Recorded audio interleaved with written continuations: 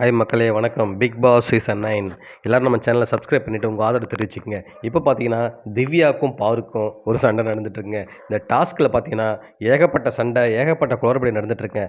அதாவது இந்த டாஸ்க் முடிஞ்ச உடனே பார்வதி திவ்யா டீம் வந்து தோத்துட்டாங்க, சபரி டீம் வின் பண்ணிட்டாங்க. ஸோ இதுக்கு வந்தபோது நம்ம பார்வதி ஒரு வார்த்தை சொல்லிட்டாங்க, திவ்யாவால் தான் தோத்துச்சு, டீம் கோஆர்டினேஷன் இல்லைன்ட்டாங்க.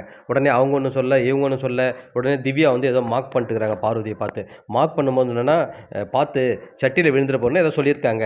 ஸோ டென்ஷன் ஆகிட்டாங்க. உடனே ஓடுன நரி இல்லை ஒரு நரி குள்ள நரி தான் சொல்லியிருக்காங்க. அப்போ என்னை பார்த்து குள்ள நரின்னு சொல்லிட்டு பார்வதி திவ்யாட்ட கேட்டிருக்காங்க. உடனே பக்கத்து இந்த கனி வந்து ஏதோ சொல்கிறாங்க, பயந்துட்டியான்னு. பயந்துட்டியா? நானா?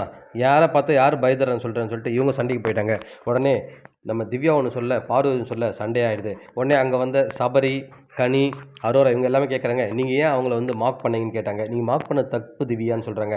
அப்போ கூட அந்த தப்பை வந்து அவங்க உணரல.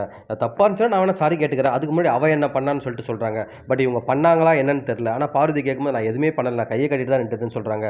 பட் இந்த விஷயத்தை திவ்யா பொய் சொல்கிறாங்களான்னு தெரியல. மேபி நாளை விஜய் சேதுபதி இதை குறும்படமாக போட்டு விளக்கினா நல்லாயிருக்கும். எல்லாருக்கும் ஒரு தெளிவு கிடைக்கும், யார் பொய் சொல்கிறாங்கன்னு, திவ்யாவா இல்லை பாருவான்னு சொல்லிட்டு. பார்த்தீங்கன்னா திவ்யாவுக்கு எதனா ஒன்றா அரோரா வர ஆரம்பிச்சிட்டாங்க சப்போர்ட்டுக்கு. ஸோ என்ன இவங்க 2 பேரும் எப்பவுமே வந்து ஒன்றாவே பேசிட்டு இருக்காங்கன்னு நினச்சோம். ஸோ இப்போ இவங்க 2 பேரும் வந்து ஜாடிக்கேற்ற மூடி மாதிரி ஆகிட்டாங்க.